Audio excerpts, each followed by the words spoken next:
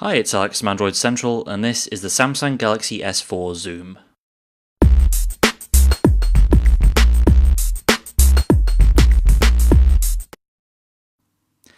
The Galaxy S4 Zoom is Samsung's attempt at an imaging-centric smartphone. It's literally half phone, half camera. The front looks like a Galaxy S4 Mini, the back is basically a point-and-shoot camera. So the side with the screen on is very familiar, and there's some extra stuff going on the sides and back. You've got a big two-stage shutter button on the right, along with power and volume. Up top's your IR blaster and headphone jack, and on the left is a microSD slot and tripod connector, which is protected by this little plastic stopper. Being a Samsung phone, it's got a removable battery, a 2330 mAh unit in this case, which slots in the bottom of the device. Above it there's a spring-loaded micro SIM slot. But the back of the device is where things really get interesting. There's a big bulky zoom lens with a 10x optical zoom, and behind that is a 16 megapixel sensor. Also xenon flash and autofocus lamp, and this raised area is a grip to make it a little easier to hold. But there's actually more to the zoom lens than meets the eye.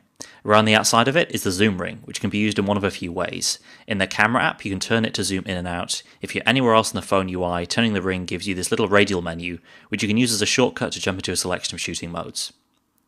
Needless to say, all this camera stuff makes the S4 Zoom a lot bulkier than the average smartphone. It's still just about pocketable, but you're making a big sacrifice in terms of ergonomics to get that larger megapixel count and optical zoom. And it is a bit unwieldy compared to other phones with 4.3-inch screens. The design of the thing also makes one-handed use a little awkward.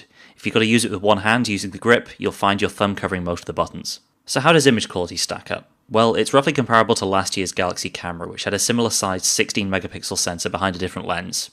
So you're getting average point-and-shoot quality shots out of the Galaxy S4 Zoom, which in the grand scheme of cameras isn't particularly impressive, but it's still superior to most camera phones. Colours are generally accurate, and the auto setting does a good job of adapting to most lighting conditions. But the optics are really nothing special, and photos are generally quite noisy when viewed at full resolution.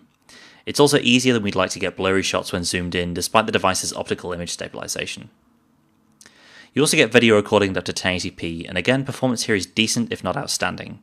The OIS is more useful in video mode, reducing shaky cam effects, although at the same time we did experience some issues with dynamic range in outdoor scenes. The camera app itself is fairly impressive, bringing in features from the Galaxy camera and Galaxy S4. You get a bunch of different smart shooting modes to choose from, and you can start a handful of favourites for quick access. One pretty cool addition is a Smart Mode Suggest feature, which analyses the shot you're taking and suggests one of 3 smart modes you might want to use. There's also an expert mode that gives you control over shutter speeds and ISO, although this is somewhat less full-featured than the equivalent mode on the Galaxy camera. On top of all that, there's also a photo suggest feature built into the camera app, which pops up a map showing interesting photo spots nearby.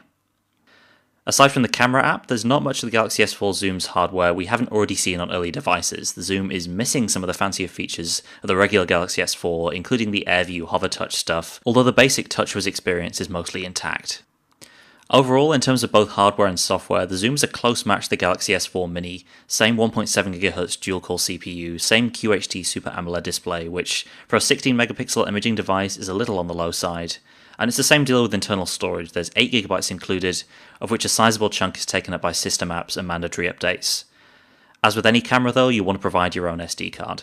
As an overall package then, the Galaxy S4 Zoom is a bit of a mixed bag, and you'll make more than a few sacrifices to get optical zoom on your smartphone, mostly to do with ergonomics and ease of use.